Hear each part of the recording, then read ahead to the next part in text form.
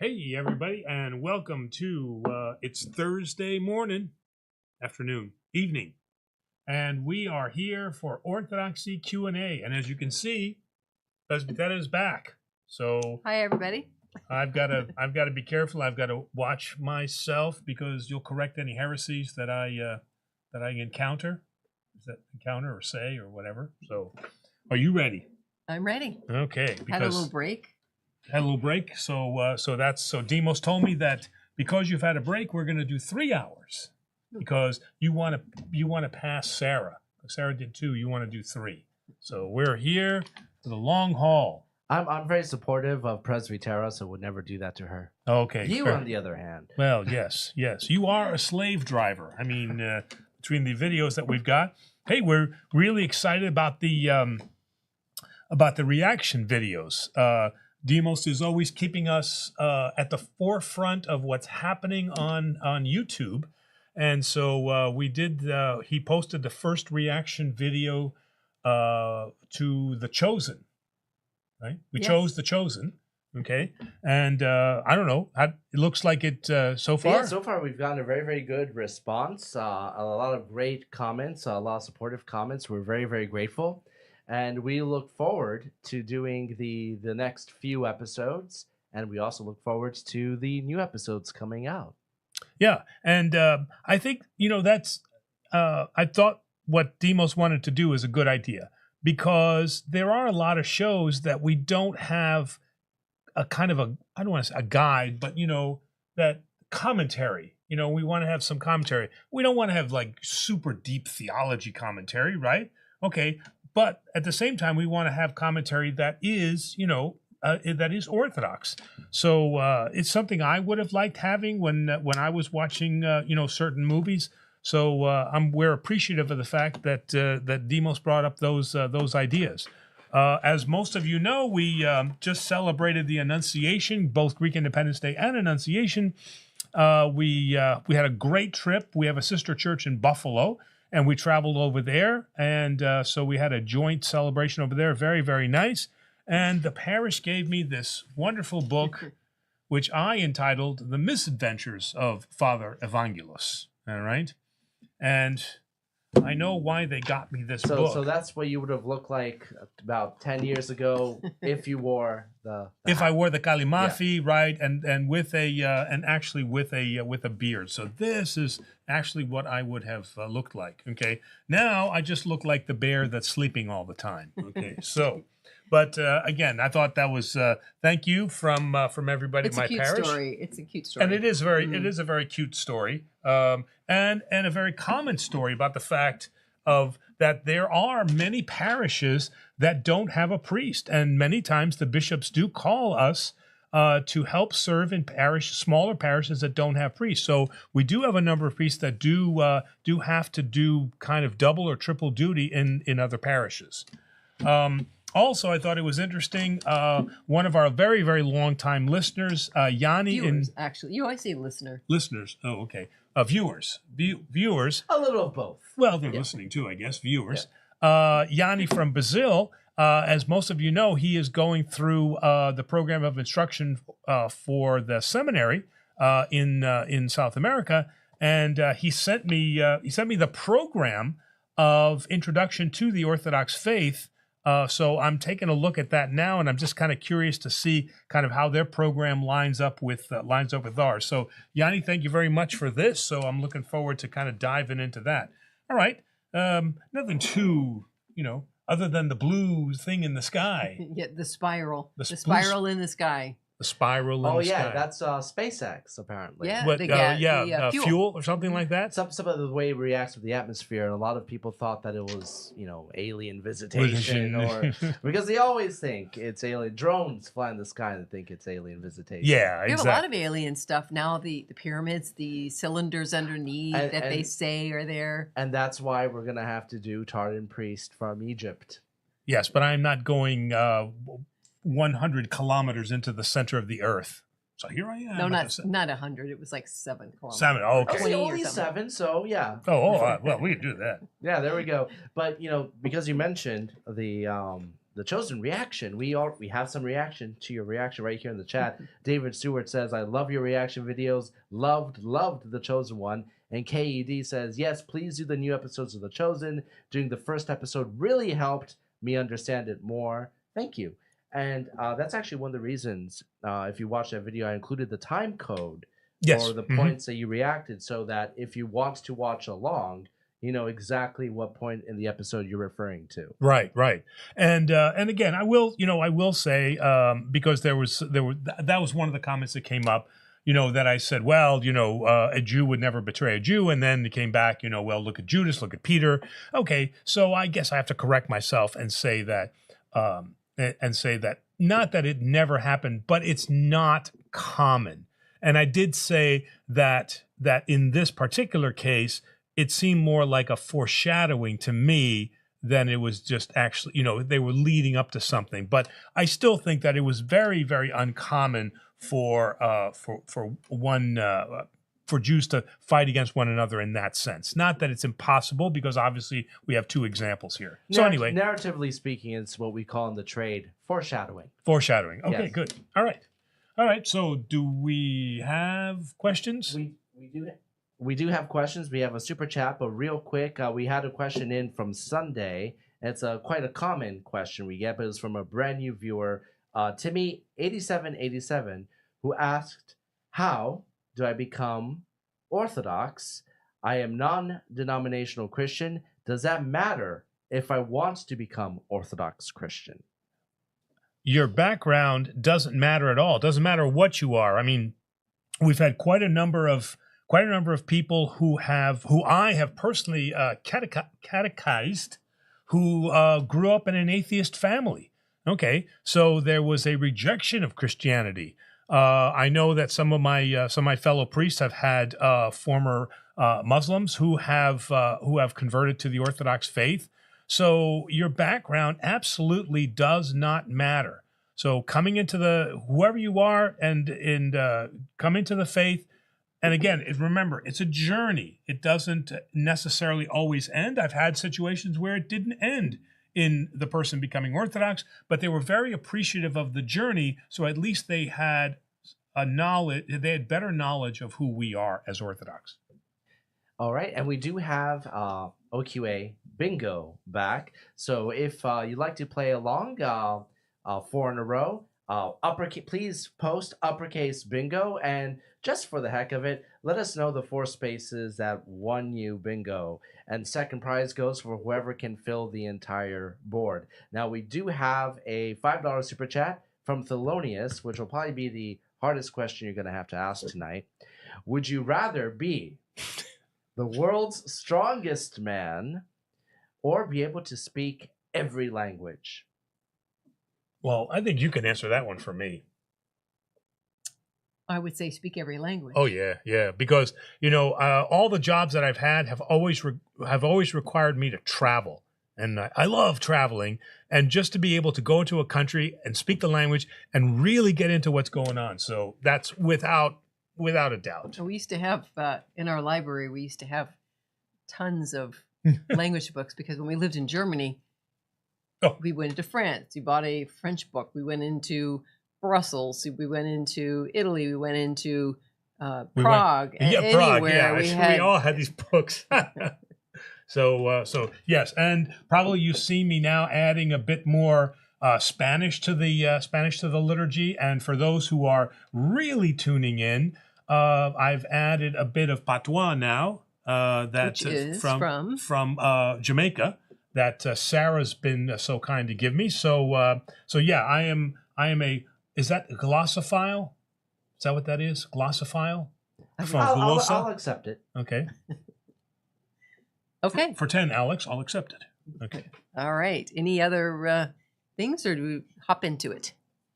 All right. Well, first up, Yanni from Brazil. We were just speaking of. Okay. He says, "Blessed Father, greetings to all. Having a conference issued by the Archbishop Joseph. Pray for us." Okay. All right. Let's see. Our first question comes from Cooking with B-Bug. Why doesn't the Eastern Orthodox Church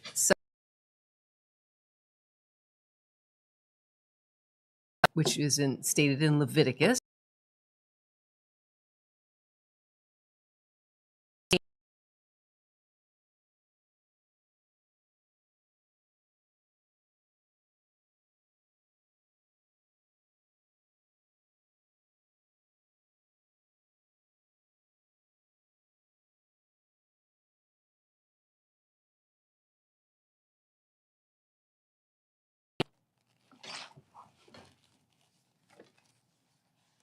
Okay, we're back.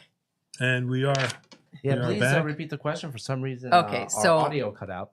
All right. So first part of the question was, why doesn't the Eastern Orthodox Church celebrate Jewish holidays such as Yom Kippur?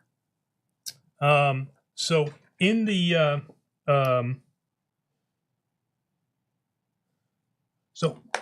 canons of the Holy Apostles, there are several canons in there that specifically speak to our separation from Judaism.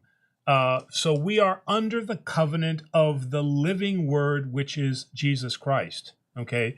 So in that sense, we are not practicing Jews anymore. And it says things like, okay, if any bishop, presbyter, or deacon shall celebrate the holy day of Easter with the Jews, let him be deposed. I'm looking for some others. So in the canons of the Holy Apostles and in some other areas, practicing together with the Jews is anathema. But the idea is that we have received the new covenant and that the Torah now has been fulfilled in the person of Jesus Christ. So it doesn't make sense for us to follow the Torah. Now, when Jesus said, I came to fulfill it, what he said is all of those things that are spoken about, okay, that are in Numbers, the Leviticus, all of those things are now fulfilled in Jesus Christ. And this is why throughout the Gospels, like John, he says, obey my commandments. Okay, and those commandments are the fulfillment of what we saw of what was happening in the Torah. So the Torah was this, if I want to use a modern expression, the stopgap. It held now in place until the new covenant could arrive, which was the fulfillment of the Torah. Now becomes a living thing, all right, which is Jesus Christ. And the second part was. How is Yom Kippur understood in light of his sacrifice and the new covenant? Okay, so is Yom Kippur the Day of Atonement?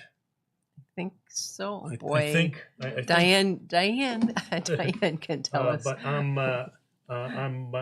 just going to give it one really quick. I'm almost positive here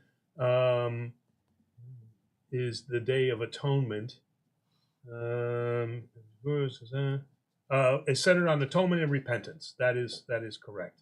Okay, and in fact, I just did this for our Bible study. There was a whole thing that I did on atonement, and I'm going to go ahead and send that to you, B-Bug, because it's going to be a little bit longer than the answer that I'm going to give right here.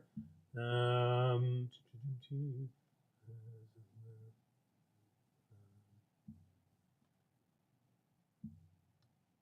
the meantime, David Stewart says, Happy Thursday. And Cooking with B-Bug also said, good evening all, and I wish you all a blessed feast day of Saint Benedict of Nicaea. Whoa. So here we go. Let's see here.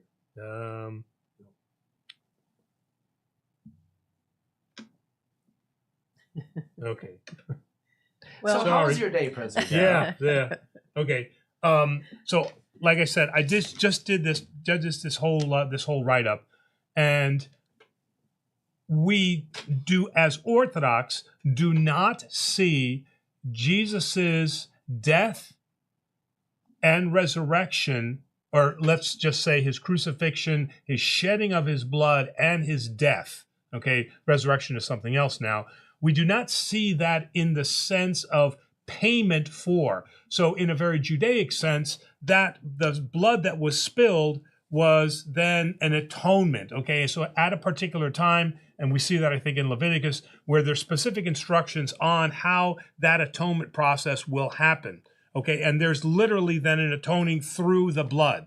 All right, so rather than this being a payment now to restore God's justice, the way that the Orthodox see it is that God now, seeing that man is unable to properly atone, that he condescends and enfleshes himself through the personhood of Jesus Christ, and through that voluntary spilling of blood, that is now the atonement. But it is not a price that is paid so that we can appease God's justice because he cannot look upon sin.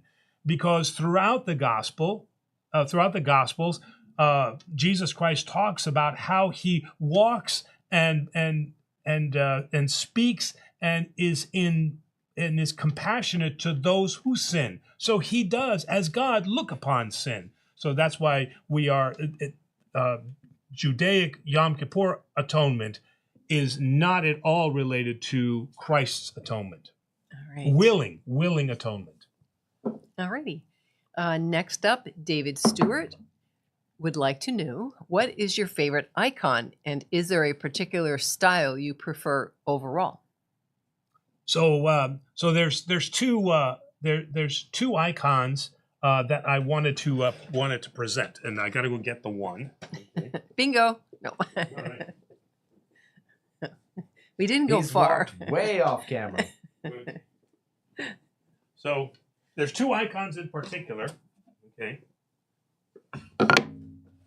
All right. The one is of the Saints of Scotland. Now, I'm sure you're thinking, yes, okay, I know, because, Terry's Scottish with her name and all of that. But if you look at the second icon, that's my favorite, this is Saint Mitrophon of Beijing and of the Holy 40 Martyrs who were killed during the Boxer Rebellion. The thing that I love about these two icons is I grew up thinking that only Greeks were saints. And now these icons clearly show that Orthodoxy is truly a worldwide faith, because we have now these 40 martyrs and Saint Mitrophon, who was a native Chinese person, and then these saints who were native then to the Celtic lands. And they are rightfully all Orthodox. I got to give you props for centering that perfectly unframed. Did that work out? Okay, good. Yeah. All right. Our next question comes from Shaylee. Good evening. Hope all is well. I'm having a little trouble with praying consistently and fasting with nursing school and other matters. I seem to be lazy with it and often forget we're in Lent. I think that's it.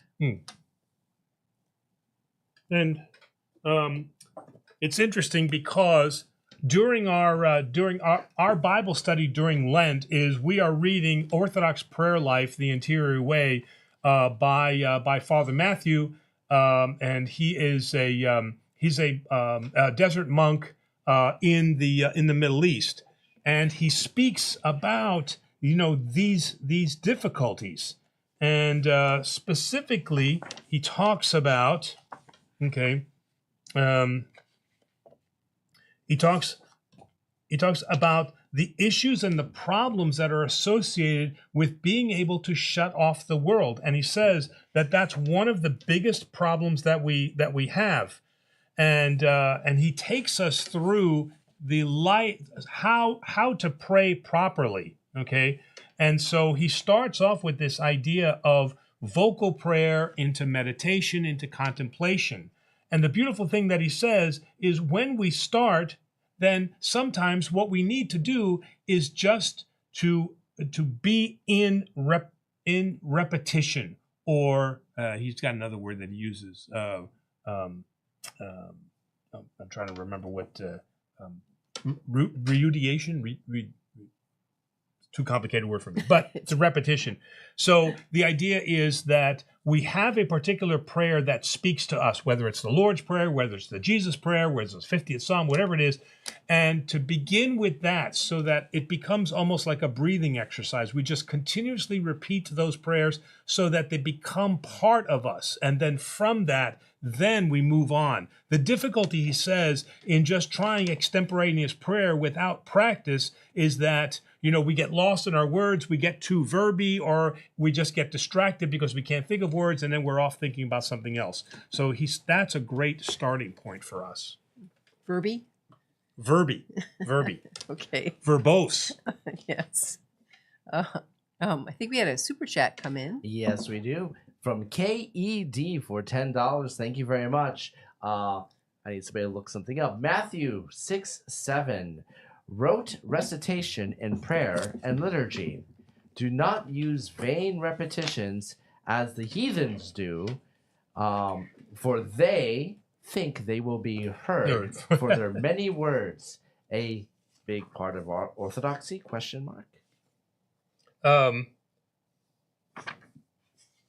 Yes. I've been present when people have gone on and on and on and on.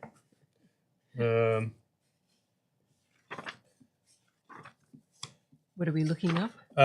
It's the I'll say life. Okay.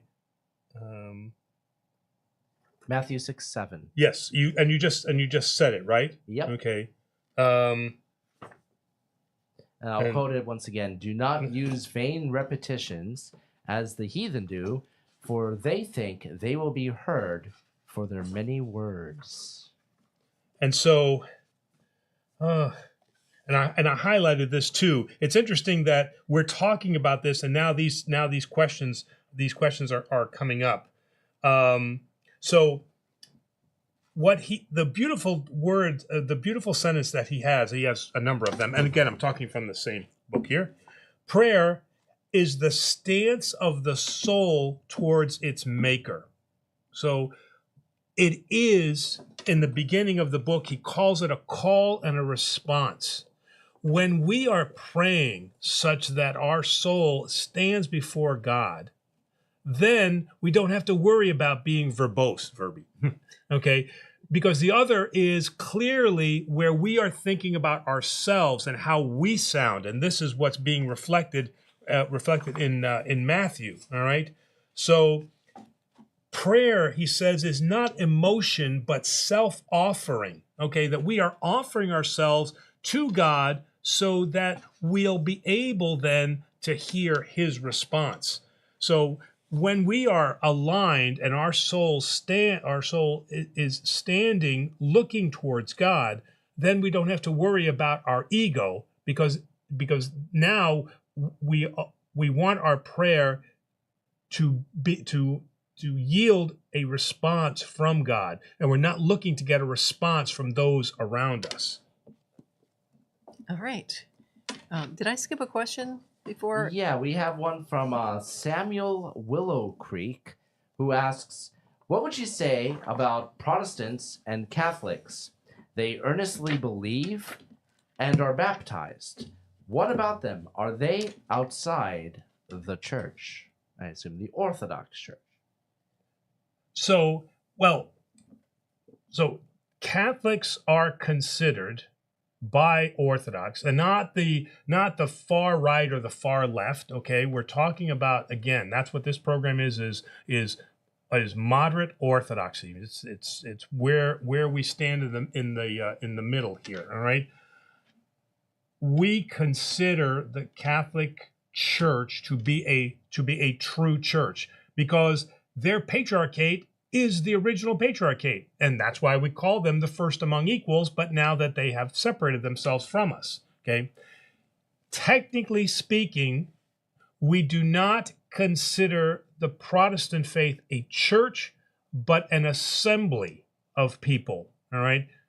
So in that sense, we would say that they are outside the church, but we would not say that they are outside of grace.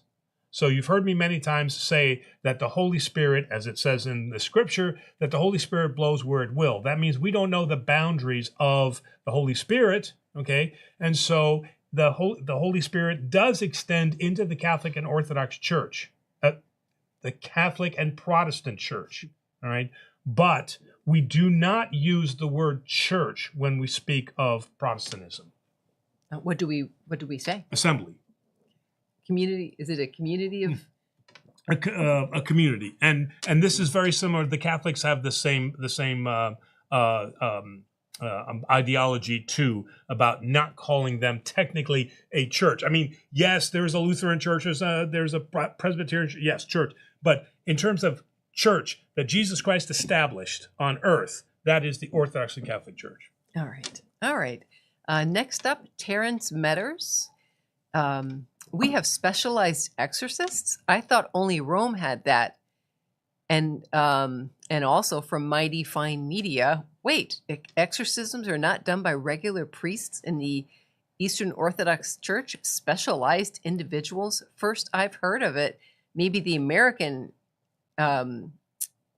Eastern Orthodox has become more Catholic/Protestant in Europe. Sure, if there was a particular problem, then it is escalated, but priests perform exorcism with every baptism and if otherwise requested.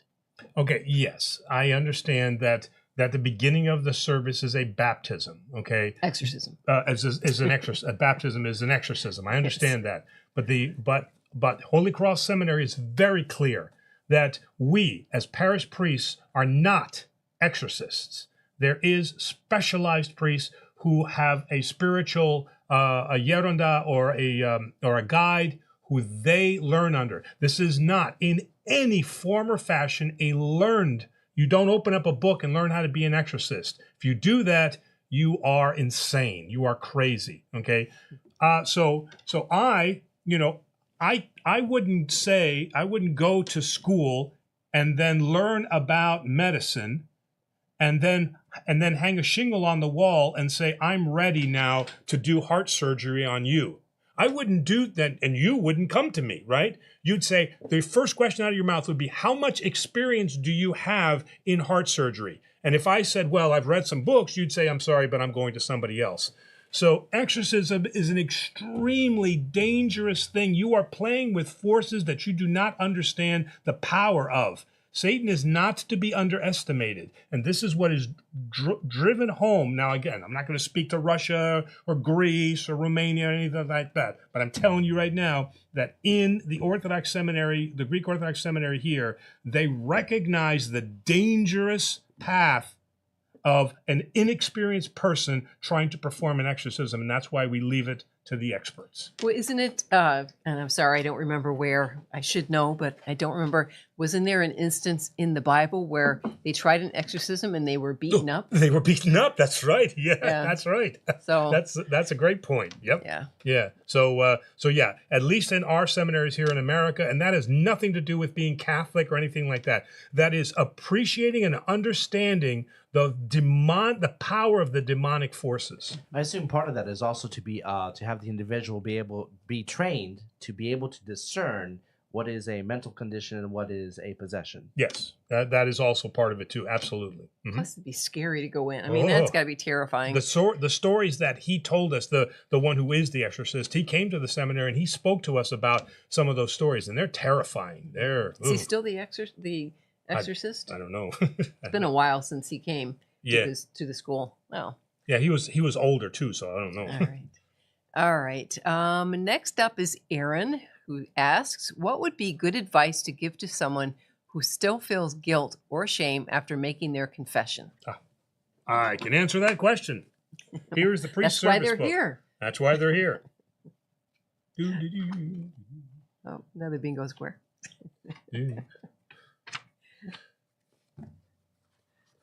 After seeing that blue thing, the only song I could think of was Spirit in the Sky. I know where I'm going to go when I die. See the spirit in the sky. See, the soundtrack of Guardians of the Galaxy was based on Father's listening experience. Yes. Yeah, there you go. Holy Confession, 133. Okay. All right. Okay. The very last thing that I say to you at confession, if I'm reading out of the priest service book, may God forgive you in all things through me, a sinner, both in this world and the world to come, and set you uncondemned before his terrible judgment seat. And listen to this last line. Have no further care for the sins which you have confessed, and depart in peace.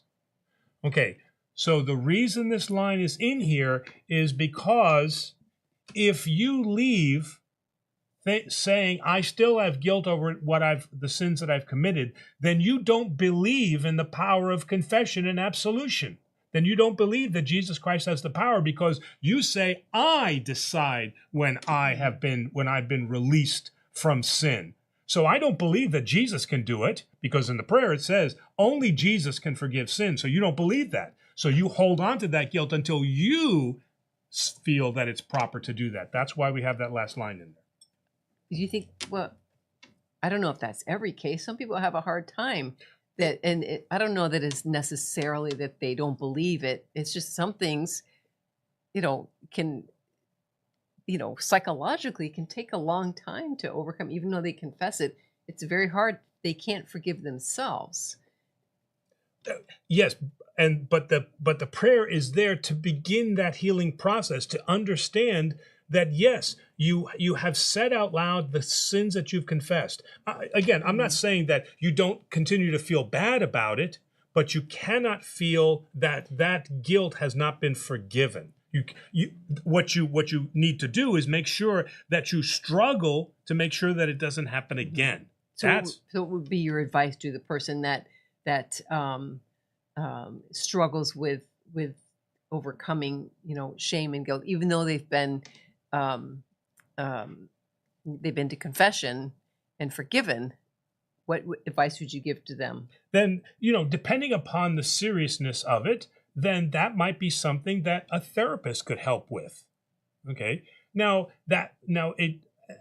the reason I say that is that most priests are not trained therapists. Okay. So we can do triage, as we like to say. All right. So you can continue to talk to me, but I really can't get to the root of why it is that you continue to feel guilt. And that's where a therapist could be very helpful to just help unpack that and discover what is it that's holding me back. Mm-hmm. Right. Okay. All right. We have two super chats. We have a $100 super chat from Bitcoin Knight. Thank you. Thank you very much. Yes. Bitcoin. Who could that? Bitcoin Knight. Gracious greetings. What can answer this question? I love that. What is the Orthodox view of the dispensationalist movement? Is it true that there is a spiritual Israel and an ethnic Israel? Is it true that Christ is coming back for the Jews and is reigning for 1,000 literal years? God bless you all. All right. God bless you too. Well, let's take the easy one first. Okay. We have poetic. We have what's the word I'm looking for here? We have poetic verbiage in Scripture. Okay, throughout the Old Testament, we have this idea that to God, a day is like 1,000 years. And the intent there is not to be literal. The intent is that it is a long time. It's just a long time. So in that sense, we shouldn't say that Jesus Christ will come and he will reign for 1,000 years exactly. He will reign forever. Okay, so we just use that term. So number one, don't get caught up in numbers. All right, we're not a numerology faith. All right. Number two, Jesus Christ did say, and certainly throughout John, he says, do you not know, and he's speaking to the Gentiles, that you were grafted from the vine, and that the vine is Israel. And then in other places, he says, I have come for the lost sheep of the house of Israel. Okay. Even St. Paul echoes that because he says, through now the shame of the Gentiles, I expect that my people, that the shame that the Gentiles will put upon the Jews, then that my people will come back to the faith. Okay, so throughout that we have the idea that Jesus Christ has come as God for everyone, and first Israel, and then he brings in the Gentiles, and we see that throughout Scripture. So in that sense, yes, Jesus Christ is coming to save both the nation of Israel and then the Gentiles. All right. Is there the reestablishment of the kingdom of heaven on earth? Absolutely. We believe that is coming also. Did that cover you said all something about spiritual Israel? Yeah, the first two parts. What is the Orthodox view on the dispensationalist movement? And is it true that there is I think this is where you're getting at, but a spiritual Israel and an ethnic Israel? Well, certainly there is what's called humanistic Judaism, which only embraces the cultural aspects. Secular Jew, humanist Jew that really doesn't practice the religious obligations of Judaism, but loves the culture. Okay, so clearly that does exist. I mean, you've seen that in Greek Orthodoxy, right? You've seen people who are much more interested in celebrating the Greekness of the faith, but really don't know anything about the faith, right? So we have that. So we have secular Orthodox in our own context too. But clearly, there is also a very, very spiritual Judaism, which is present in the Hasidic Jews, right? In the the Orthodox Jews. So yes, there is obviously two kinds, just as there are with us. And the dispensationalist movement. Well, and that's the from my memory, the idea that God interacts with his chosen people in different ways. Well, he interacts with all of us in each way that is unique to ourselves, to who we are. So he does interact with different people in different ways. I mean, I would clearly agree with that. Might have to look that up. Yeah, I think especially with the generosity of the super chat, we'll add that to the research and open up next week because we have a lot of questions, Father. Yeah, we've but we answered most of that, right? We got through most of it. But we'll get back to the rest of it. Okay. We have a couple of super chats, 3 more. Cyan for $20. Hi all. My last catechism class is tomorrow over at Protection of the Mother of God. The bishop said the laity are free to partake in the Eucharist with Greek brothers and sisters I look forward to after my confirmation. Wow. Okay. Very nice. And Thomas with a $2 super chat. My question can't fit into the window. Okay, let's see. I'm gonna try to read as much of it as possible. And if that happens, because a lot of people have longer questions, feel free to email us at agocny@gmail.com before the show. We'll check it and we'll answer more complicated questions from there. But let me see if I can read this. If my family are going to be catechumens, can my son, who's also converting with us, be the godfather of my infant child when we baptize him after we get baptized into the faith? Normally no, because the godparent has to be normally has to be of age, and age typically means an adult, so that he can properly guide the person that he's sponsoring. So typically, I don't have sponsors, godparents that are younger than 18. All right, because I need them. I need to talk to them and find out what they know about the faith, how they understand the faith. So you double that issue when you have somebody who is newly catechized, because they don't really know enough yet, and they could do harm to somebody because they don't know the faith as well. they can be either too strict or they can be too loose. They don't understand the moderate way, what we call the middle way. So no, it typically a newly catechized person is not appropriate to be a godparent.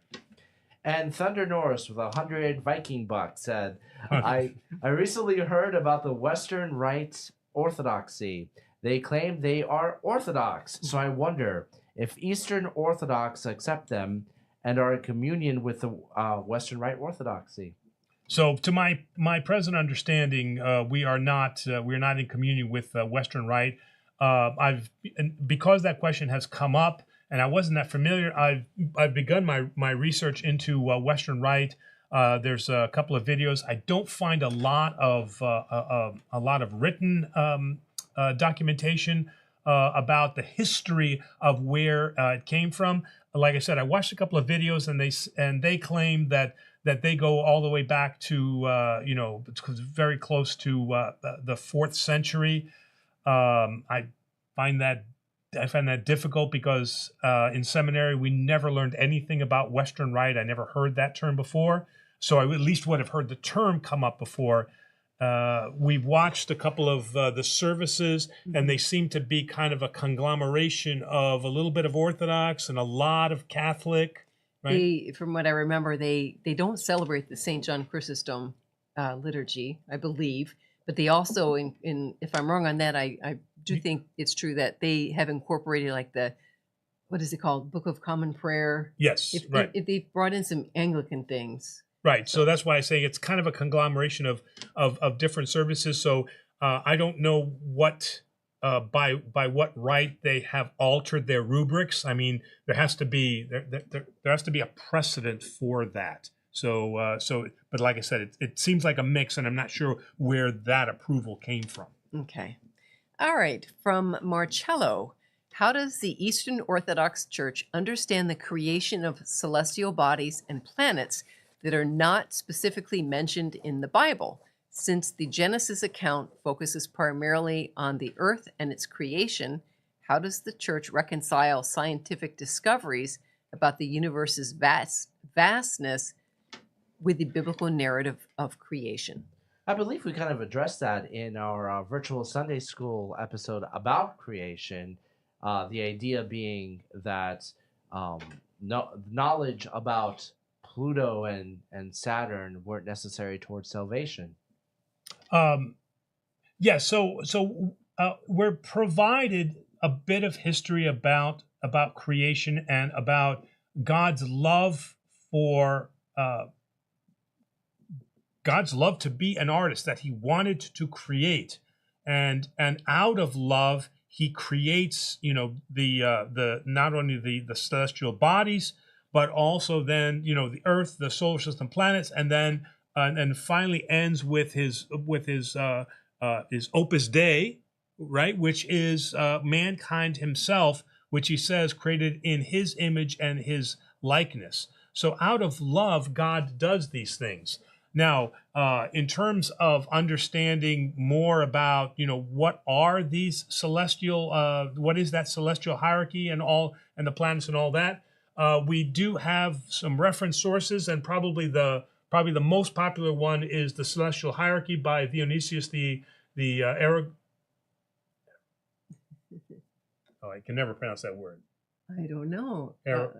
I don't even want to try. It looks like Arapagite, but that is not how it says. That's not how it says. Arapagite. So, of Dionysius, who wrote the Celestial Hierarchy, to my fellow presbyter Timothy, he then talks about what and explains what those are. But he also says, right in the book, he says that there is no way for us to truly understand what and who these celestial hierarchies are. All right, we have greetings from Angelique from Canada, and Patty is in saying Oppa. Okay. And I believe Natalia is next. Yes, or Natalia. Natalia, you're right. See, I'm in a Greek mind. I'm reading things like they're Greek. Yes. Natalia. Natalia Much better. Would like to know at which services during the year is anointing done? So the that is holy. That is Wednesday of Holy Week. At least in the Greek, at least in the Greek Orthodox tradition, unction service is done on Holy Wednesday. So that is when publicly people will come to church and they will be anointed.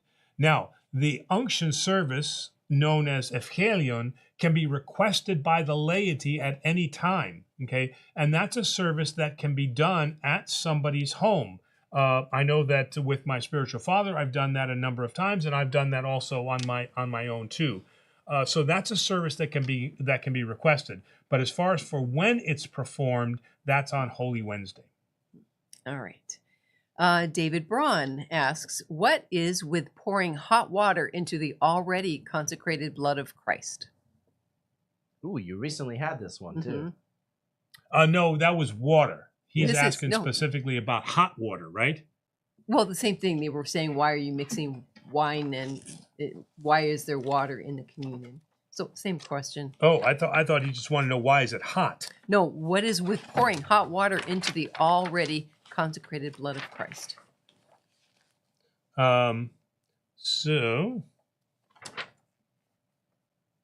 it is in the canons. And while you're looking it up, Joanne, greetings from Annunciation Church in Chicago. In Chicago, right. Sean says, God bless everyone from Cape Cod. A number of you mentioned the audio. The audio dropped for a couple moments. We reset it. That's strange. It's never happened before, but we're good. We're back on. David Stewart says, I am Scottish. I love that. All right. Or rather, my grandparents were Scottish. Well, well, for the sake of time, because we do have a lot of questions. Okay, all right. So there is a specific canon that says that that the wine. Oh, here it is. Canon 44 of the Synod of Carthage. Let bread and wine be mixed with water, and only this be offered. And it's warm water because? For the words that I say are the warmth of the zeal of your saints. Oh, it's not because when Christ was pierced, warm water came out? That could be a symbology there too, yes. Okay. All right. So it is in the canons. It is in the canons of the church. And one more, the panel verse says that our channel helps keep them trying. Oh, hey, awesome. Very good. Very good. All right. The next question is from... He had to get up in anticipation of the next question. That's right. How did you know what it was going to be? The next question comes from Biblical Shock. I'm not sure what this... It says giving AI. What is that? AI... Given artificial intelligence. Well, it says giving AI tons of church fathers, saints, theologians info to ask, what percentage is Christianity Jewish? Based on the facts, it says over 95% is Hellenic roots and the rest political dressing. Why political? Wow. And then he goes on, theologian Professor Luke Felis, the Greek ideas and words of that Jesus used got completely twisted throughout the years to represent something different and foreign to the original meaning and purpose. I'd have to look up theologian Luke, but why does he say that the words of Jesus got completely twisted? When we look at the earliest codexes that we have, and that's the best that we can do. I mean, that's what's extant right now, and those are faithfully translated into the RSV, NIV, so on and so forth. So I don't, and we don't have any of the fathers of the church talking about how the Greek was misused. So what is his basis? What is this Father or Dr. Felis's basis for the Greek ideas? I guess we'll have to look that up because I've never heard that at all. Don't the Dead Sea Scrolls basically intimidate that there is accuracy in the way that we've transcribed the Bible throughout the years? Well, at least for the Old Testament, there is certainly. Okay, people can argue and say, well, does that accuracy extend to the New Testament? Okay, so there can be an argument made for that, but there's nothing in the writings of the Holy Fathers that denounces the way that the way that the Gospels have been passed down to us, and it's almost kind of a it goes one against the other, because in the top one it says Jewish is based on the fact that it's over 95% Hellenic. Then he says, well, it was twisted because it was Hellenic. So I guess I'm a little confused on that. I'll add that to the research question, but once again, this is a little more of an involved question. Yes. For those questions, please email us, agocny@gmail.com. The contact info is also in the description of this video. All right. Our next question is from Richard Rudolph. Hi, Richard. And hello, Lynn, his daughter Lynn, who says hello. She loves you and would like to know why the Catholics do their cross backwards. Well, Lynn, hello, and it's always great to see you on the show. And so a little personal hi just to you. And also, our next virtual Sunday school is coming out tomorrow.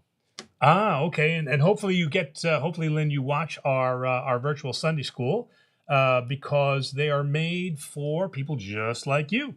So, why do we make the cross? Why do the Catholics? Oh, of course, the Catholics do it backwards because we are the ones who did it right. Lynn, there's a couple of different reasons for that, and one of probably, I would say, the best reasons that I've heard, I can't say this is true or not, but, if I make my cross and you're watching me, right, and I'm facing you, then you're going to do it exactly opposite, because you're going to put then your fingers over your left shoulder, because I've got it on my right, but I'm opposite to you. So that's, at least when we were at school, that was the most popular one that we've heard, because in Catholicism, right, in the Catholic Church, the priest faces the people, whereas in the Orthodox Church, we face away. So you're looking at my back. So when you look at my back, you do it exactly the way that I do. But if I'm facing you, then you're going to do it in the opposite way. So now I'm not saying that that's for sure the truth, but that's the best story I've heard so far. All right. This next one may have to be a research one, but I will read it from Chaucer. Explain Apollonius of Tyana on why he did the same things as Jesus, as the church recognizes him as well in frescoes. What do you think about him, since some use him to argue against Christ? I'll add it to the list. I'll add it to the list. I just didn't want to skip the question. I wanted to get it out there. But that's definitely that's a research question. The beginning of next week's show is going to be a half hour of research questions. Yeah. All right.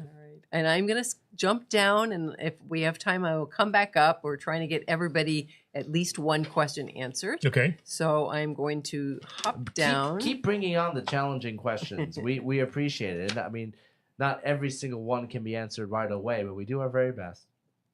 Yes. Here's an easy one. Nicholas says, hello from Boston. Is the cookbook for Lent available to buy? And it is on Amazon. Yes, it's available on Amazon. We've made how many now? 14 recipes? I've lost track, but they've all been very good. They've all been really good. That is Cooking with Bee Bugs, a wonderful cookbook. I think I still have an image right here. It's not a paid promotion. We just love it, so we're promoting it. Yes, but you will not be disappointed, I guarantee. All right, our next question is from PF Stats. Judeo-Christian is a modern Protestant/political term. Orthodoxy teaches Christianity replaced Judaism. Why aren't some priests educated on it like most? Again, Orthodox would not use the word replaced, okay? Because as the answer to the earlier question, Jesus Christ came for the lost sheep of the house of Israel. And he's very clear about that. So we wouldn't say replaced, we would say fulfilled. so that this is God's final covenant that He fulfills with all of His people, and so it fulfills then the Torah. So I want to just make that particular correction. Now, say the question one more time again. Orthodoxy teaches Christianity replaced Judaism, and then it says Hebrews 8:13, Synod of Jerusalem 1672. Why aren't some priests educated on it like most? On the Jewish faith? Is that that Christianity replaced Judaism? I'm not sure. I mean, we are, so if the question is, why aren't we studying Judaism more?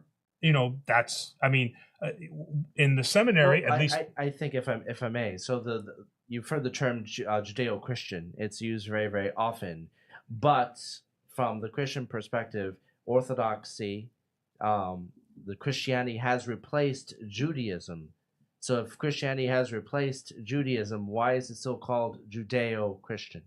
And that's why I didn't. I just want to make that clear. That's why I didn't want to use the term. I didn't want to use the term replaced, because if you look at our Orthodox liturgy, it is replete. How do you like that word?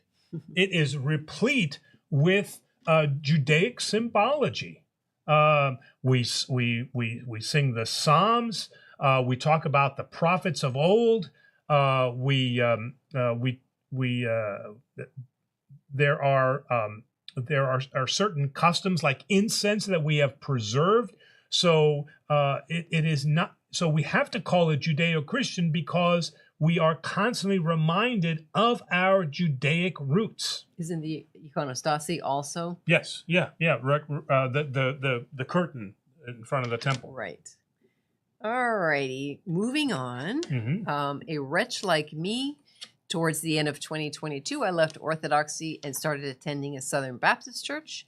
I ended up meeting the woman that eventually became my wife, and I held ministry positions.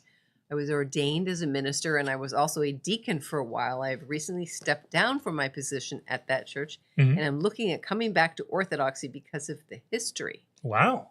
And they go on to say, I wanted to know what that process looks like for me now, coming back.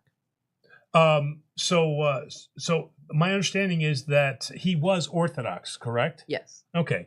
So that would be a chrismation. Okay. And the reason for the chrismation is that he has fallen away from the church, and he has pledged an allegiance to another church or another expression of faith.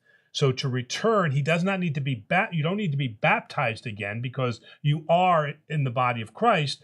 But what you need to do is renounce previously held beliefs and agree to abide by the Orthodox faith and the canons. Would there be a confession involved? Yes, as well? And there'd be somewhat of a catechism. Okay, probably not a full catechism because you've already had some of Orthodox instruction and understanding. But yes, there would be a confession then before you became before you would engage in the chrismation process.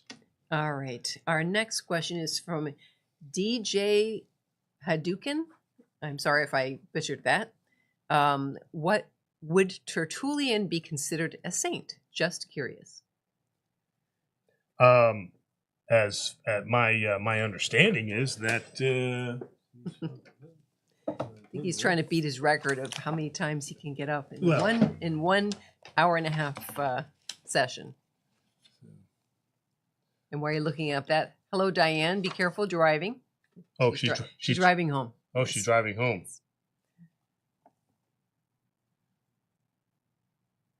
Yeah. Interestingly enough, we do not have Tertullian listed in our Synaxarion, our index of saints. That is interesting. Okay. All right. Well, so we have to look into that.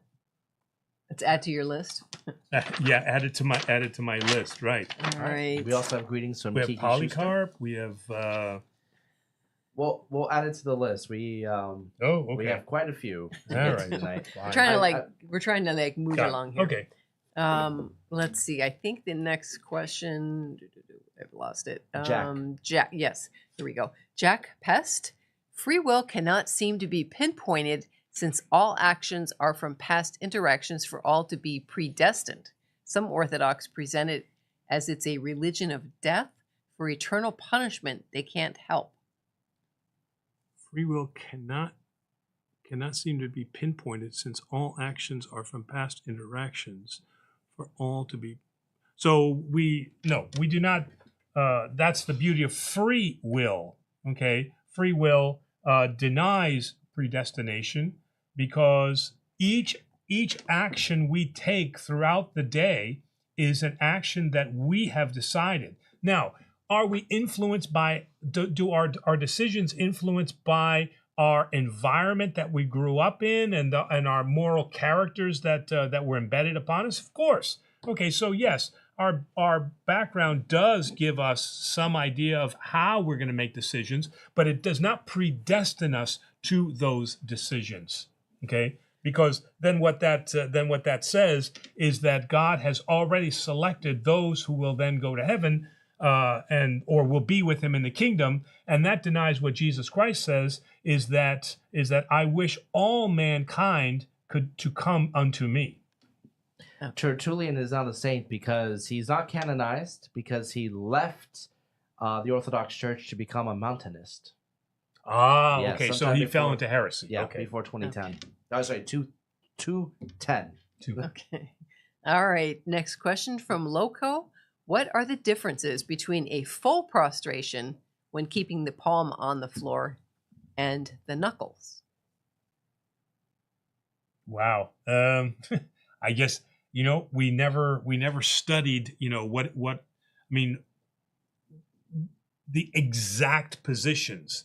The only things that we were taught in seminary that are important is that a full prostration means that my forehead touches the ground. Now, I was never given any kind of instruction on what to do with my hands, whether to put them behind my head or put them on the ground or put them behind my back. All I was told is your forehead touches the ground, and it is the extreme act of humility. So it's not about the hands as it about the head. All right. From Jimmy Kalidis. Hello, team. Jimmy. Hello, team. Last week, Father said the entrance to Holy Week is not part of Lent. Example, Lazarus Saturday. Is it specific days and how so? So technically speaking, the way that we learned it is that the entrance into Holy Week is Lazarus Saturday.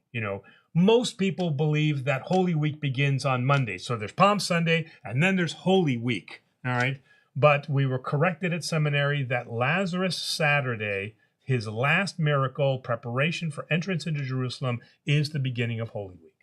Yeah, it's because you're nearly dead from doing the fast, and then you're revived for Holy Week. For Holy Week, that's right, because you get a big fish dinner. All right. Rebecca, I think you once said the Catholic Church brought education to the people, including science. I saw on a history show recently a diagnosis of phantom pregnancy for Queen Mary during the medieval times. Why isn't stigmata given a diagnosis, or is it? I thought that there was some medical terminology associated with stigmata, for that spontaneous bleeding, right? Or unexplained bleeding. Well, it's the bleeding of that looks like the nail marks. Okay, so it's from particular. I forget how. Right, and that's not to deny that certain things can be of a divine nature, of a divine source. Okay, so the Orthodox Church wouldn't deny that, but the Church would first investigate what are the medical, scientific causes for those, and if they're unexplained, then they could be the result of a divine intervention. All right. Next is from David Woolworth. Can you tell us a little about St. Gregory of Nazianzus? I was recently introduced to his orations, but where can I learn about his biography? Wow. So I think the easiest place to go because it's free is, and I'm looking. is to go to a website. It's a Catholic website, but I use it all the time for my studies because it has all of the writings of the fathers of the church, and it's called New Advent.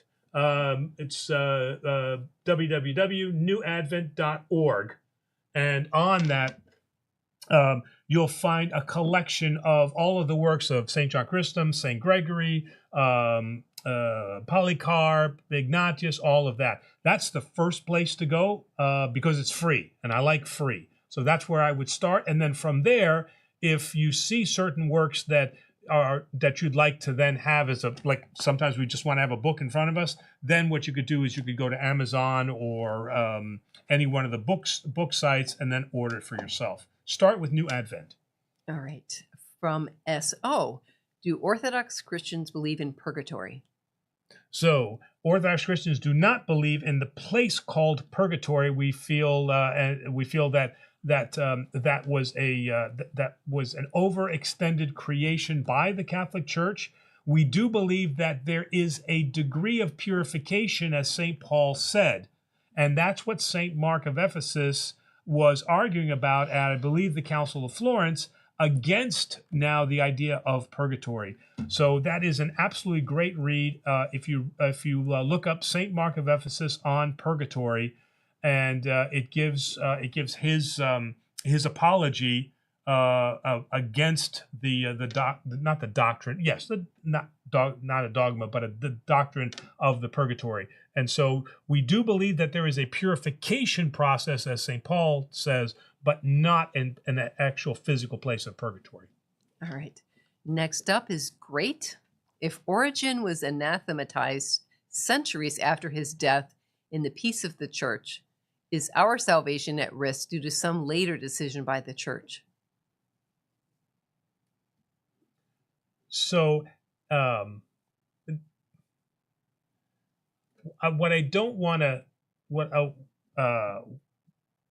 want to be careful of is the church has anathematized quite a few people, okay?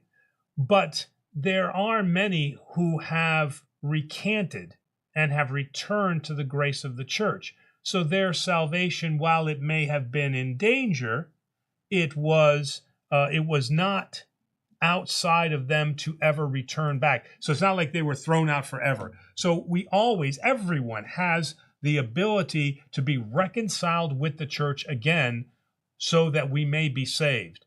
So to say that Origen was anathematized by the church, that is correct. To say that now led to his not being saved, we can't say that because we don't know the state of his condition at his death. Yeah, but if he's dead, he can't recount. So. Oh well, if he's dead, he can't recount. Yeah. So I mean, this is the thing: is our salvation at risk due to some later decision by the church? But I would venture to say, if I may, the church doesn't determine salvation. Right. The church doesn't determine salvation, but what they can say are they can caution you on certain things that put you outside of salvation, but they do not determine your salvation. Yes. All right. Michael Hanna asks, why are you not in communion with the Coptic Church?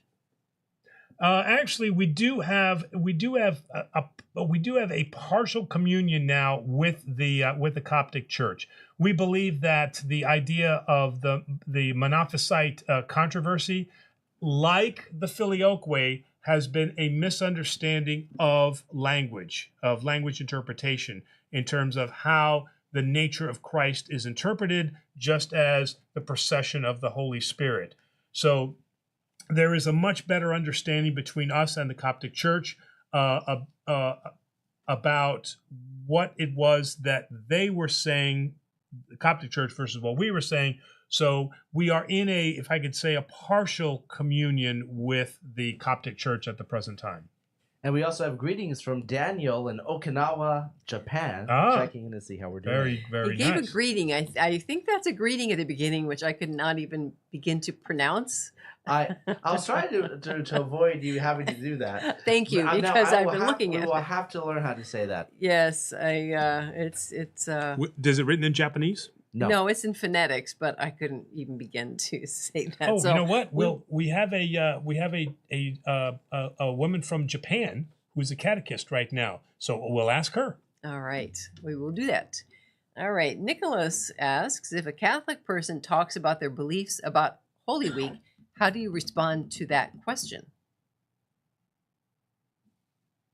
As I've mentioned, my approach to other expressions of faith is always to start at a point of mutual contact. Okay, there are many similarities, not total, but there are many similarities between the celebration of Holy Week in the Catholic Church, of Holy Week in the Protestant Church, and of Holy Week in the Orthodox Church. There are points of contact. That's the place to start. And then from there, as now we start to see a digression, then we can ask the question, here is how the Orthodox Church does it. I notice that you don't. Is there a reason why? And then let them explain, but always begin from a mutual point of contact. And that phrase in Japanese meant good morning. Good morning. Yes. All right. I have, here we go. It jumped down and I completely lost my place. So the next one, I believe, I hope I didn't skip anybody, David. Okay. From David. I grew up Catholic, then Protestant, and then became very interested in Orthodoxy. But I found a few Orthodox prayers about Mary that seemed to go far beyond just respect and seemed to go into adoration. Statements like greater than the powers of heaven and the Theotokos seem to be getting greater than the Trinity. Well, okay, so great. Yes, and I've had several people where this is their stumbling block to orthodoxy. That they hear they hear in the hymns the famous "O Holy Theotokos, save us." They hear the hymns in the salutation services that talk about her being higher than the heavens, and all of these become stumbling blocks for them. Nowhere in the Orthodox Church do we deny her mortality. Nor anywhere in the Orthodox Church, regardless of what the hymns say, do we consider her to have any to be the mediator of our salvation. Okay, so she is not, as the Catholic Church once said, and I don't do it anymore, that she is the mediatrix and then has a role in our salvation. There's nowhere in Orthodox theology that we believe that. Okay. There is a hymn that says, and we are saved through you. And that's a huge stumbling block, because how can you say something like that?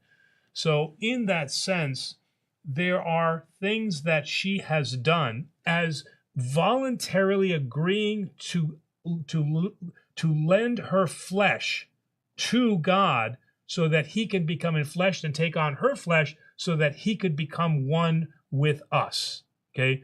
So that's something that she did for our salvation. Is she salvific? Is she salvific? No, but the action was pertinent to our salvation. Okay.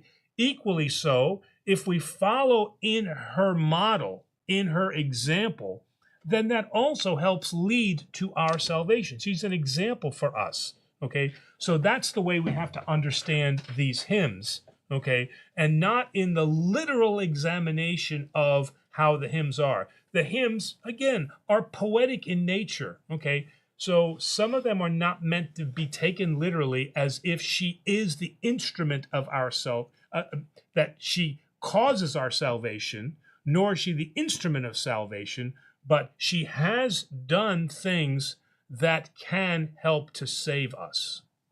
All right, and I should put out, because people always tell me I need to say this more often, but we have over 100 people watching concurrently and only 30 likes, so please like and help us grow our channel. All right. Next up, from Crispy Bacon, are the Catholics bacon. And can the Eastern Orthodox and Catholics commune? Presently, if we're talking about Holy Communion, The answer is no. Can Orthodox go to a Catholic church with their family? Yes. Can Catholics come to an Orthodox church, their families? Yes, they can.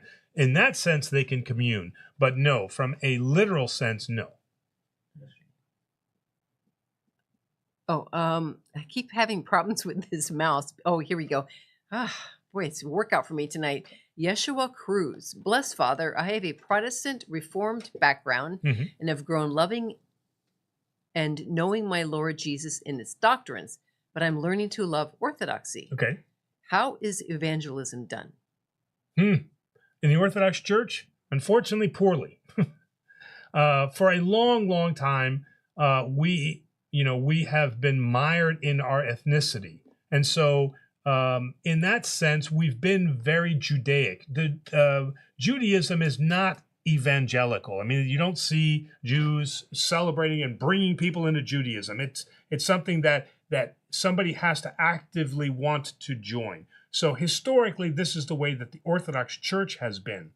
What you are seeing now on YouTube is you're seeing kind of the first real efforts of evangelism. Now, that's not to say that we've never had any evangelism, but where that has really come from has been converts in the faith who have now talked to their friends who come from a Protestant background, so they're practiced in evangelicalism.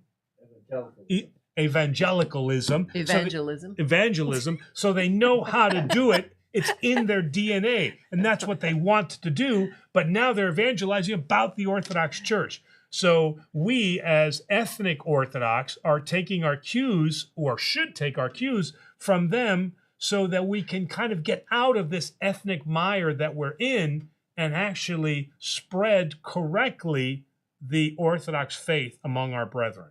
All right. And I just wanted to read this comment or advice from Naval Orange Gazer about Mary, okay. Saying to David, who asked the question, I would encourage you to look up the Orthodox liturgical services of the Annunciation, as the hymnography goes into detail to why we refer to Mary as more honorable than the angels. Oh, very good. That was very good advice. Very nice. Very nice. And let's see. Next question. Athena K. Why do bad people benefit more than good people from what I experienced? Does it mean this is the devil's world, as the Bible says? Why?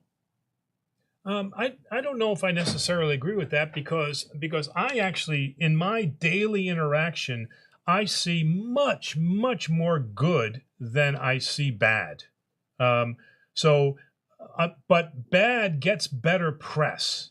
So we just know about it more. But if you look at your daily interactions at work, if you look at your daily interactions at school with many of the kids that your friends know, for the most part, the vast majority of them are very good. Whether they're Jewish or they're Protestant or they're Catholic, Orthodox, you see that the goodness in them and the fact that God has created everything good, but through the misuse of our free will, we do see then evil. But it has not been my experience that evil overpowers good, because I see much more good on a daily basis than I see bad. All right. Next up is Desi. Good evening. My question is, how can we better prepare to be a godparent? From what we heard, it is to understand the faith to better guide our godchildren, but I'm not sure if there's more. So on our website, I do have a whole position paper that I wrote. I use position paper. I'm too military here. On being a godparent. So I have that, and then in my catechism book, I have a whole section on what it means to be a godparent. So those are to give you a little bit more information on that. But we are a faith of praxis. As much as we are a faith of orthodoxy, which is thinking, doxo, we are also orthopraxis. So the best way to be a godparent is to do things like take your child or take your godchild to church.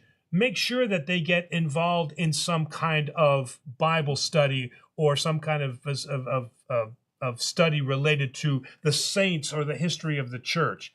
Make sure that the presents that you give to them are of the church. Maybe they get a book about, if they're, depending upon how young they are, they get a nice book like this that tells them about what is the priesthood. Of course, you show them that book. Yeah, well, of course, yeah. So it's what you do and how you behave that is what you're supposed to be as a godparent. Because children don't learn from just reading books. What children learn from is the behavior that they see. And if they don't ever see you go to church, they never see you pick up the Bible, they see you yelling at other people and getting mad, then you are not displaying what are those Christian principles that being a godparent is all about. All right, and I believe we skipped one from David John. Thank you for your great videos and live streams. Well, thank you. Very much. I appreciate the sponsorship there. Father, what age were you when you started seminary school? I was when 40... you started, you were 45. Was I 45 when I started? Huh? You went in 2004, right? The fall? Yeah. So 45. 45. 45. Wow. See, you're never too old. You can teach an old dog new tricks. Yep. And so all the standing joke at the seminary for me was that that I was going to graduate, get ordained, and retire all in the same week. All right. Isaiah Goodson, how can I introduce Orthodox teachings on the Eucharist and sin to a Baptist Protestant church? I'd say good luck. What? Okay, so just about, wait a minute, just let me see the question again. How can I introduce Orthodox teachings on the Eucharist and sin to a Baptist Protestant church? I'm trying to, well...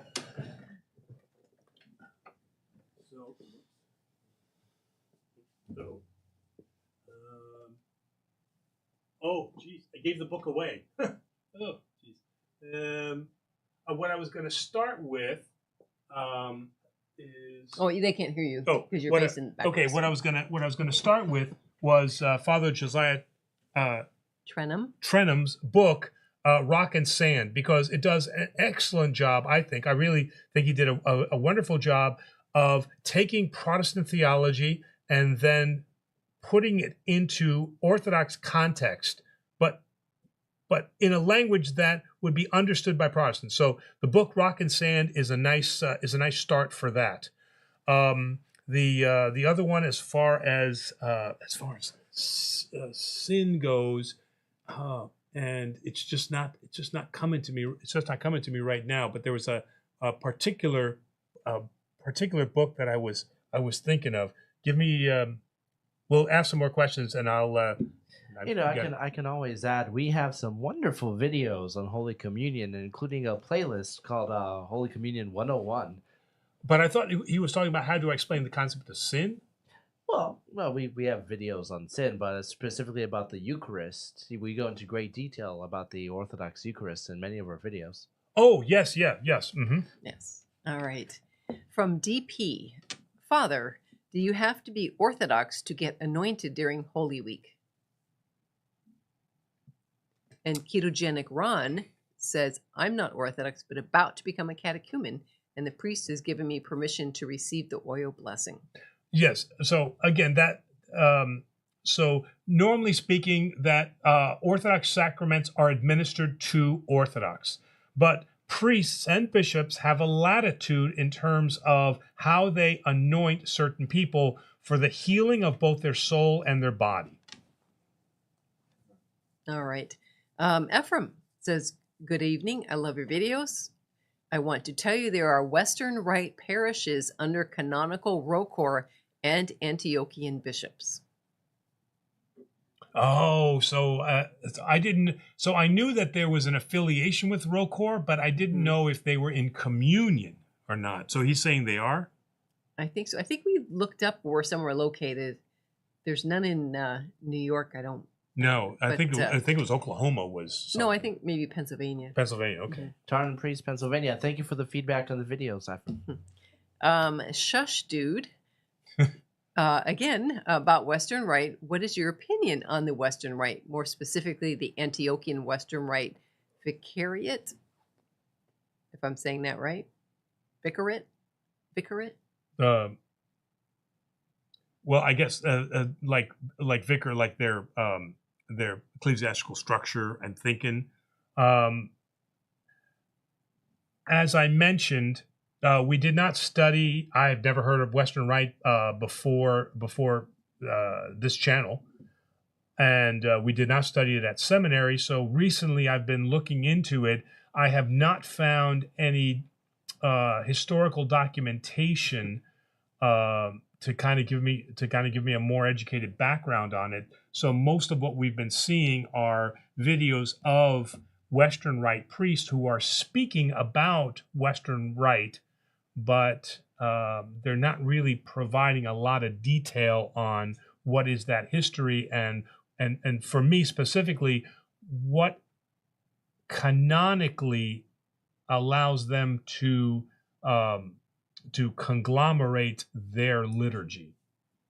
And it is on our list for a deep dive video sometime in the future. No, yeah. As soon as I can, I'm very skeptical about taking, videos at their word. Okay. So I need to see historical documentation that speaks about their genesis. Any videos at their word, including ours. Always double check everything. We get things wrong once in a while. We do? Yeah. Oh. That's why I edit. Oh, that's why you edit all that. Okay.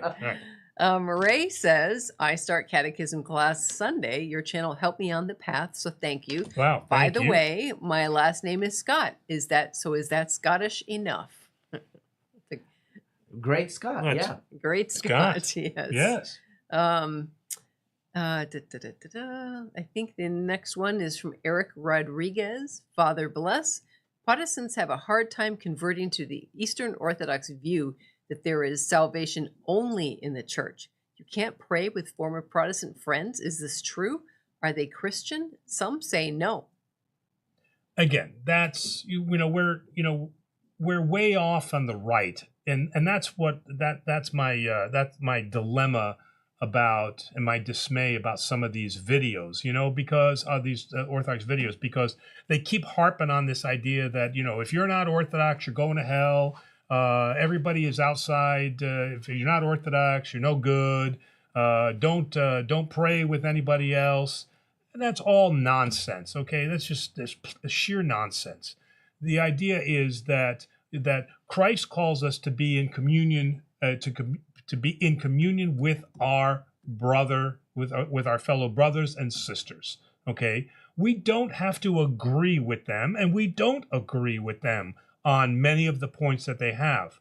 But how can we say that if you pray to the one true God who manifests himself in three persons, how can we say to that person, well, you're not going to be saved? Okay. So we have to end this foolishness of, well, we can't talk to anybody if they're not Orthodox. So I have plenty of conversations. I'm part of an ecumenical dialogue that's right here in Rochester that I'm with Baptists, with Lutherans, with Presbyterians. Okay, do I agree with everything that they say? No. Do I tell them that I don't agree? Yes, of course I do. But that doesn't stop me from being in communion with those who love Christ. All right, we skipped one from Tony Petrov. God bless you, Father, and everyone there, and also watching this live. What needs to happen for us to reunite with our Oriental Orthodox brothers and sisters? I think the main thing is that there are a couple of minor things, but I think the major thing is the idea of truly understanding the Monophysite controversy. I think we're very, very close to that. We've had a couple of synods with the Oriental Orthodox where we sat down and we've talked about this.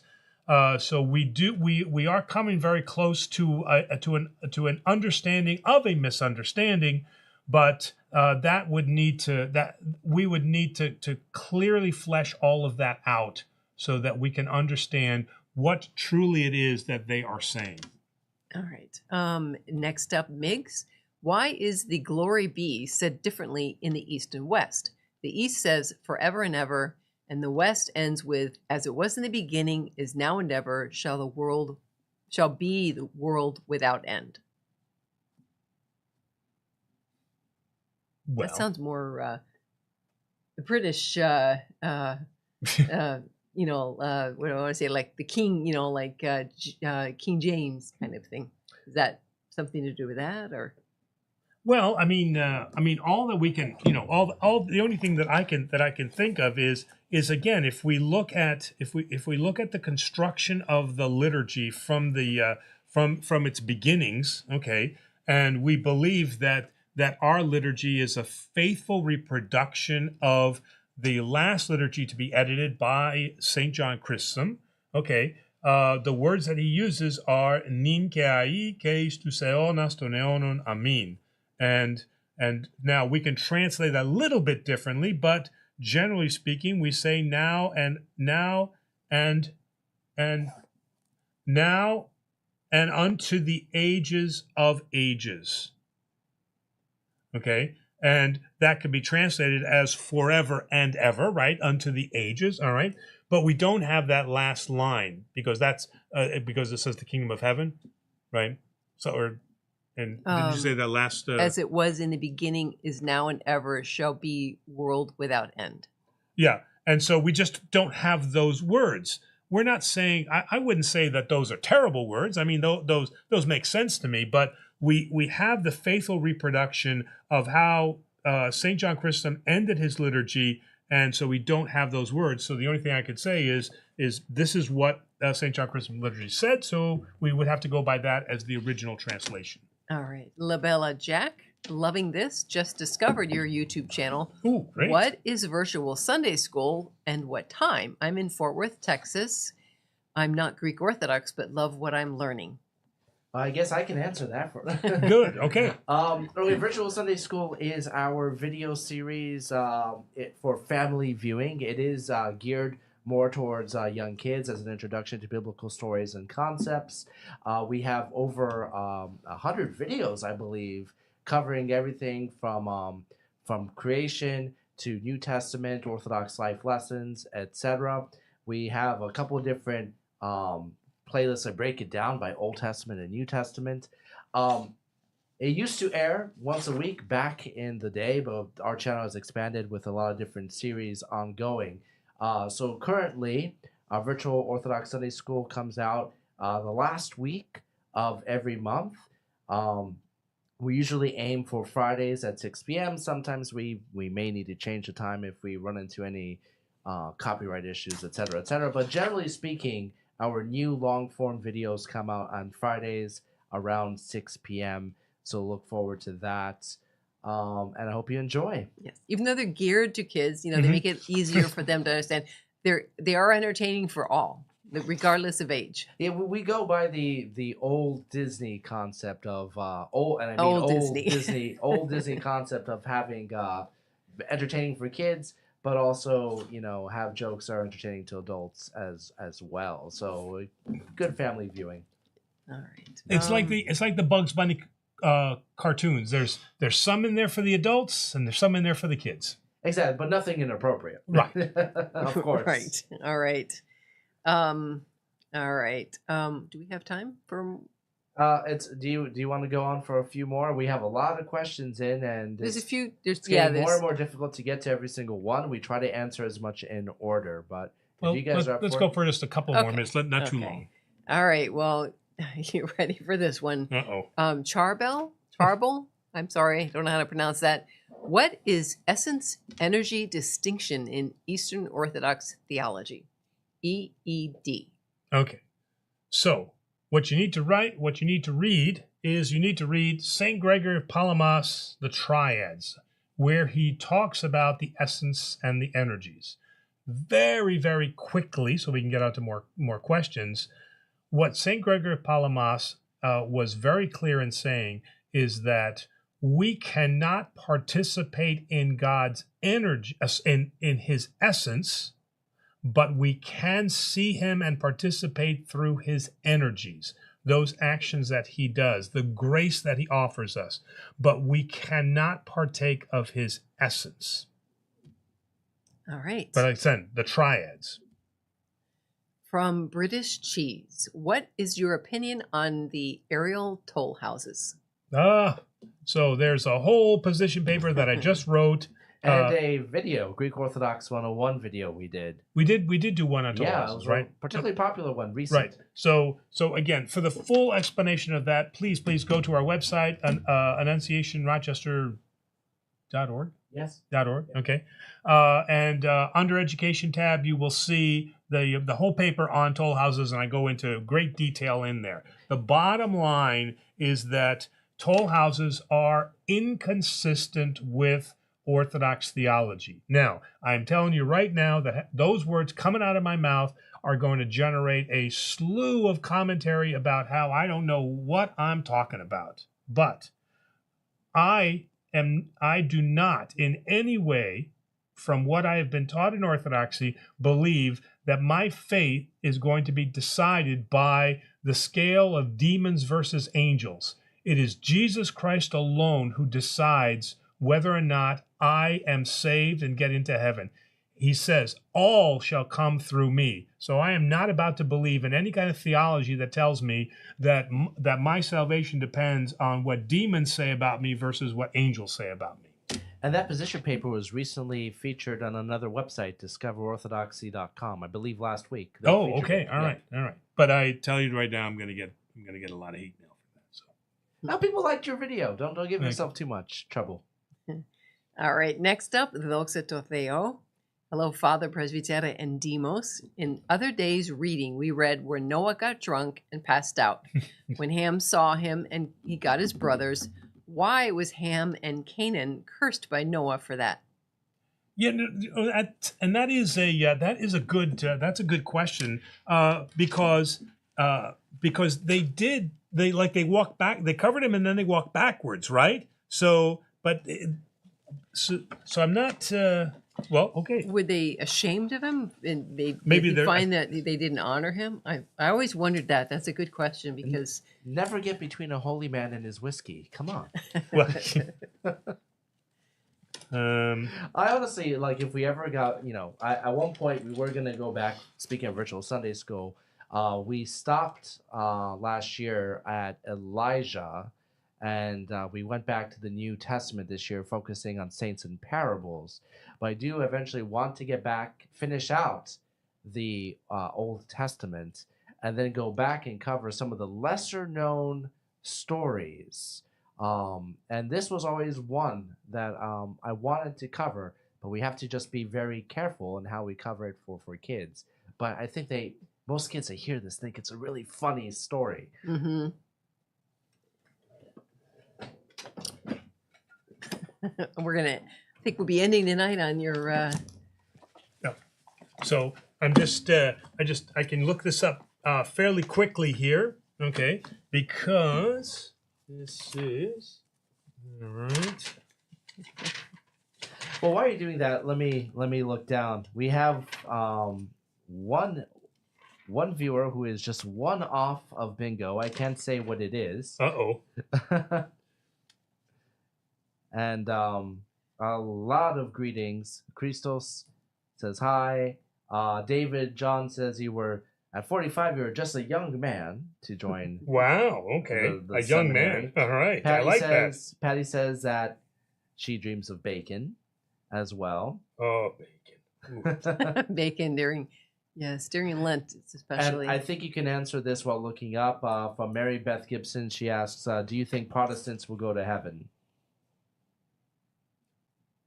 Well, what I will say is that in Orthodoxy, again, the grace of the Holy Spirit extends outside of the boundaries of the Orthodox faith. I will say that the surety of salvation rests in the Orthodox Church, but that does not in any way negate the fact that Protestants are not are out, or that Protestants are outside of salvation. We would not say that. Did you find? That's where I am. That's where I am right now. Okay, no, remember. And maybe Presbyterian can answer this other question while he's looking that up. From Gabriel Angelo, what is the preferred Bible translation that the Orthodox Church in America recommends? Well, the one he uses in the altar is the Revised RSV, right? RSV, right. Mm-hmm. But you like the NIV. I like the NIV. Just because, again, it's not a literal translation, and literal can become uncomfortable, and it's hard to understand. NIV puts it into the spirit of what it is. Now, again, there are some things in NIV that I'm not all thrilled about. Well, okay, but generally speaking, I think that they did a good job. And the Orthodox Study Bible. Yes, and the Orthodox Study Bible, of course. Terrence had a question that I can answer. I made a comment today in a video on Father by Father and was told it would be answered tonight. Yes, it was answered earlier in the video. I do not remember the time code, but I'd highly recommend watching the entirety of this presentation. I think it's a lot of fun. All right. So one of the commentaries that I use that we used when I was in seminary, because it is edited by Raymond Brown. Raymond Brown is very well respected by the Orthodox Church. The New Jerome Biblical Commentary, and so here, the character of the sons of Noah is sketched in the episode of Noah's drunkenness. The fault here is not with Noah, as the first cultivator of grapes. He could not have known the intoxicating quality of the wine, but with Ham, who looked upon his father's nakedness and told his two brothers to uncover the nakedness means to have sexual relations. But Ham's act does not imply any sexual relations, so we want to take that out of there, okay? So that is not why he was cursed. The act and the telling of it imply contempt for one's father, a serious offense. Canaan's offense prefigures the sexual license of the Canaanites, the later Canaanites, against which Israel is repeatedly warned. Shem and Japheth respectively back into the tent and cover him with a cloak. And the point of the story is the curse laid upon Ham, who is the father of Canaan, and the blessings is at the later occupation of Canaan by Israel and the descendants. So, and it's a prefigurement. And Terrence, I believe by memory, it'd probably be between the 15 and 30-minute mark. Okay. All right. We have many questions. Many questions. And I know it's tougher and tougher to get through. It's just impossible to get through all the questions. We had some serious questions that need to be that need serious research. So I am not a historical warehouse, that's for sure. Okay. I thank you for the commentary about me being young, but can we answer one more, because it sounds like this person is in distress? Okay. From Zulu. Father, how do I get rid of a demon or evil spirit that bothers me in my sleep? Am I possessed? So the answer to that is has to be done with conversation with a local priest. Okay. Does it say if he's Orthodox or not? Okay. So again, Protestantism typically does not have any experience in that area. So either a discussion with an Orthodox priest or a frank discussion with a Catholic priest is your first choice. With anything, when you are sick, whether it's a spiritual sickness or a physical sickness, you want to go to a specialist. Okay, and the specialists are Orthodox or Catholic. I would also recommend praying Jesus prayer, etc. in the meantime. Yeah, because again, focusing and as I mentioned in the one book, Orthodox Prayer Life, again, the thing to remember that I love what he says about prayer is prayer is our stance towards God, and so that's where we have to always make sure that our soul stands before God. And as Demos said, praying the Jesus prayer, praying the Lord's prayer, that has been when we've had times of trouble, that prayer has been very helpful to us to recenter our focus on where it should be. And go ahead. No, well, go ahead, and then I'll. Well, I was gonna go to one final question. Oh, good grief! I was just say you were at seminary. Maybe you weren't young, but you were young at heart. Young at heart. Oh, yeah. Yeah. Okay. Yeah. Yes. You can go. I'm still young at heart. Yeah. Okay. I was trying to help somebody out, but you did not get it. You dressed up like Indiana Jones in a recent video. I would say that qualifies. I thought you were going to sing "Young at Heart." Oh, okay. All right. Do you remember who sang that? Frank Sinatra. Okay. Okay, but now I'm trying to remember. You're cheating. You're cheating. It's the end of the show. It's the end. So you're welcome, David. Now that's okay. It's okay. I just drew a blank on singing. I'm just young at heart. Well, real quick, because Christos is begging to have his question answered. And I think you can answer this really, really, really fast. Why do some churches have censers with no bells on them? Because I'm one of them. Because except for Sunday, which is a resurrectional day where we celebrate Jesus' resurrection, Lent is a time of introspection and of sobriety. And so bells tend to be a joyful sound. And so we just want to maintain not a sadness, but we want to maintain a sobriety, as they say, nipsis in Greek. And David Stewart got bingo, so give him your blessing. All right. All right, and the Christian Abram, I'll get to your question at the beginning of next week's show. Next week, we're probably going to spend the first half hour with research questions and the Christian Arabs question here, because I think they we won't do all of them. We'll kind of mix them up, right? Because we got to get some questions in there. So don't say the first half hour. We may have to go for a longer episode. Oh, no. Next week. So anyway, well, again, Brother, thank you very much it's always nice to have you back on the show. All right. And so thank you, everybody, for your support. This is, we love this show. We love where it's taken us. And you guys have always been really, really great. So we look forward to seeing you again. If not on Sunday, we'll see you then on Thursday. So, all right. Have a great evening. Next week we have a live stream Pre-Sanctified on Wednesday. Oh, that's right. And then Thursday, our normal questions and answers. And then Friday, the live stream of the yes. And then, so it all begins now. That's right. We're really going to start ramping it up now. You'll get too much of us. That's not a bad thing. No, I like it. All right. So have a good night, everyone. All right. Good night.